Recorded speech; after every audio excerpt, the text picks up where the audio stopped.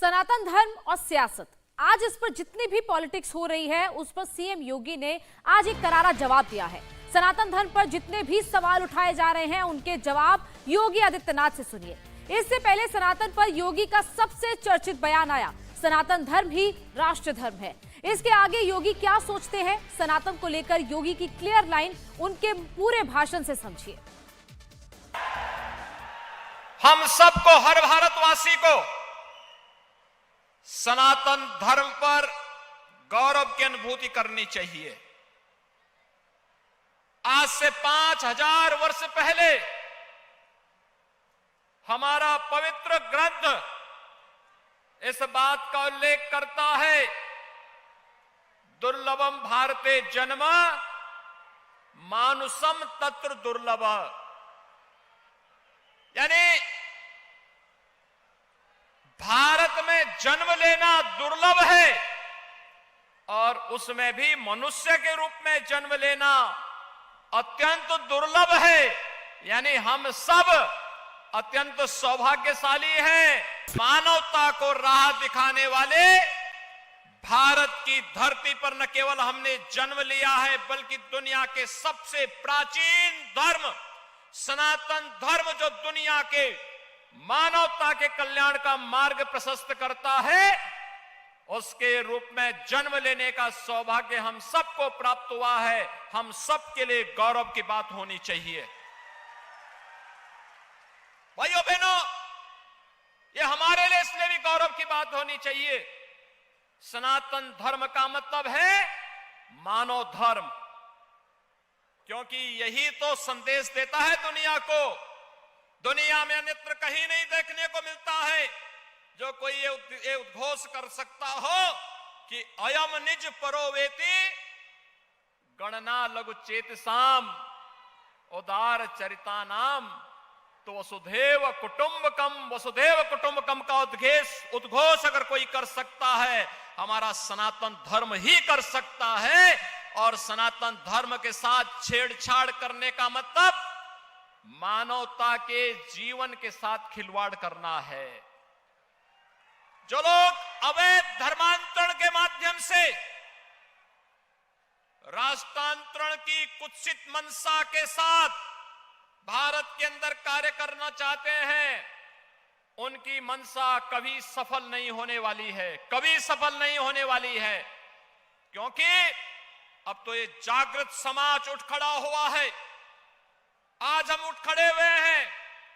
ये देश अपनी आजादी का अमृत महोत्सव मना रहा है और आजादी के अमृत महोत्सव वर्ष में भाइयों बहनों, आज आपने देखा होगा भारत जिस तेजी के साथ विकास की नित नई ऊंचाइयों को प्राप्त कर रहा है।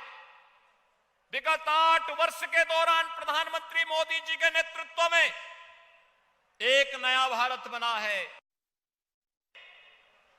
G20 के देश हैं और प्रधानमंत्री मोदी जी के नेतृत्व में भारत उनका नेतृत्व वर्तमान में कर रहा है। यह हर भारतवासी के लिए गौरव की बात भी होनी चाहिए और यही आपके वोट की ताकत भी है।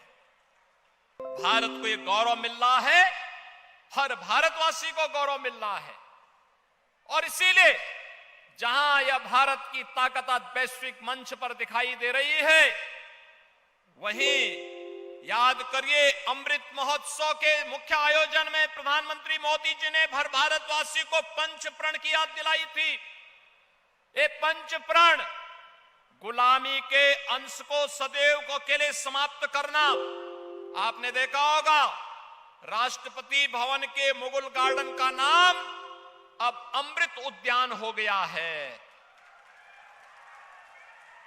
और मैं उत्तर प्रदेश से आया हूं ना, सरदेव भैया जी जोशी जी यहां मंच पर हैं। अयोध्या में 500 वर्षों का इंतजार समाप्त करके भगवान राम का भव्य मंदिर का निर्माण भी हो रहा है। 500 वर्षों में न जाने कितने संघर्ष हुए, न जाने लाखों हिंदुओं को बलिदान देना पड़ा, पूज्य संतों को अपने आप को बलिदान देना पड़ा। लेकिन राष्ट्रीय स्वयंसेवक संघ के नेतृत्व में, पूज्य संतों के मार्गदर्शन में जब आंदोलन आगे बढ़ा आज जब देश के अंदर भारत की सोच रखने वाली सरकार आई, अयोध्या में भगवान राम के भव्य मंदिर के निर्माण का मार्ग प्रशस्त हो गया। भव्य मंदिर का निर्माण कार्य इस वर्ष के अंत तक पूरा हो जाएगा और रामलीला अगले वर्ष के प्रारंभ में ही अपने भव्य मंदिर में विराजमान हो जाएंगे। हर भारतवासी गौरव की अनुभूति करेगा। काशी में काशी विश्वनाथ धाम पूरी भव्यता के साथ हम सबको अपनी ओर आकर्षित कर रहा है। जो पहले 5 फुट की संकरी गली थी, आज प्रधानमंत्री मोदी जी के नेतृत्व में 50 मीटर का चौड़ा गलियारा बन गया है। 1 लाख श्रद्धालु एक समय में वहां आ सकते हैं। ऐसे ही महाकाल का महालोक है, केदारनाथ धाम का, और देश के अंदर भारत की सांस्कृतिक और आध्यात्मिक व्यवस्था परंपरा से जुड़े हुए इन पवित्र स्थलों के पुनरुद्धार का कार्य हो रहा है। यह है विरासत के प्रति सम्मान का भाव।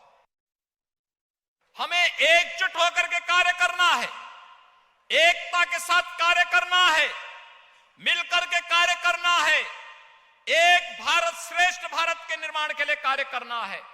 हम सबको मिलकर के अपनी एकता के माध्यम से सबका साथ, सबके विकास, सबका विश्वास और सबके प्रयास के इस मूल मंत्र को अंगीकार करना है और इसको अपने जीवन का हिस्सा बनाना होगा।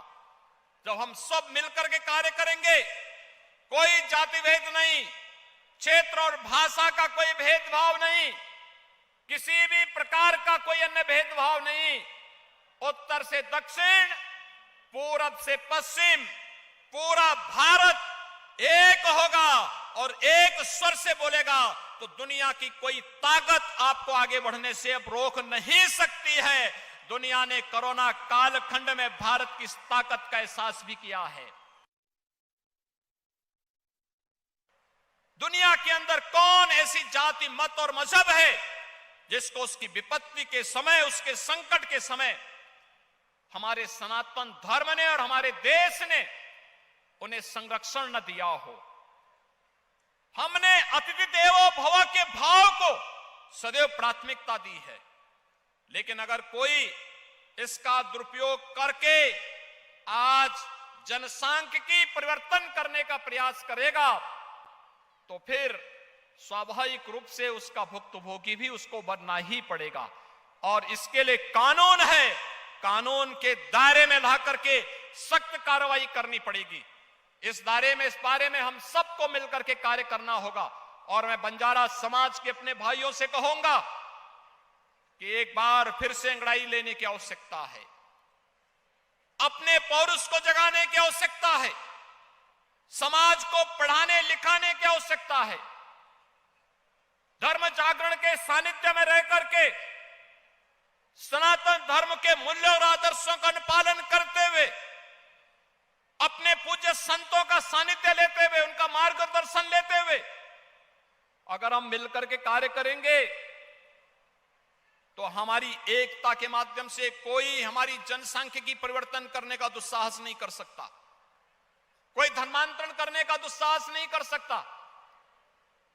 याद रखना, उत्तर प्रदेश का जो धर्मांतरण के विरुद्ध कानून हमने बनाया है, उस कानून में व्यवस्था हमने जरूर दी है कि अगर किसी कालखंड में कोई हिंदू किसी अन्य मत और मजहब में चला गया, वो वापस आना चाहता है, उस पर एक कानून लागू नहीं होगा, वो वापस आ सकता है, उसकी घर वापसी हो सकती है, लेकिन वह किसी अन्य धर्म में नहीं जा सकता।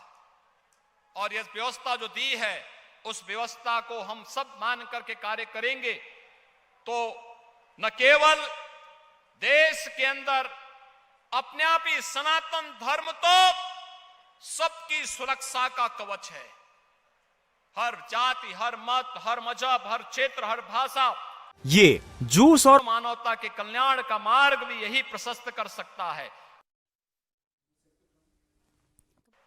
दुनिया के अंदर कौन ऐसी जाति, मत और मजहब है जिसको उसकी विपत्ति के समय, उसके संकट के समय हमारे सनातन धर्म ने और हमारे देश ने उन्हें संरक्षण न दिया हो। हमने अतिथि देवो भव के भाव को सदैव प्राथमिकता दी है। तो महाराष्ट्र के जलगांव में एक जनसभा आयोजित की गई, धर्म सभा, जिसमें योगी आदित्यनाथ ने सनातन को लेकर बात की कि सनातन ही राष्ट्र धर्म है। इसके अलावा सनातन पर जो सवाल उठा रहे हैं, जो इसका विरोध कर रहे हैं, उनके विरोधियों को भी जवाब दिया गया। योगी आदित्यनाथ ने कहा कि सनातन के मूल्यों की मोदी सरकार रक्षा कर रही है। इसके साथ साथ उन्होंने मुगल गार्डन का भी जिक्र किया कि मुगल गार्डन का नाम बदलकर अब अमृत उद्यान कर दिया गया है। साथ ही साथ राम मंदिर का भी जिक्र किया। वहीं जिस मंच से योगी आदित्यनाथ ने इन सभी बातों को कहा, उसी मंच पर योग गुरु बाबा रामदेव भी मौजूद थे। रामदेव ने कहा कि योगी और मोदी राज में सनातन धर्म का मान बढ़ा है।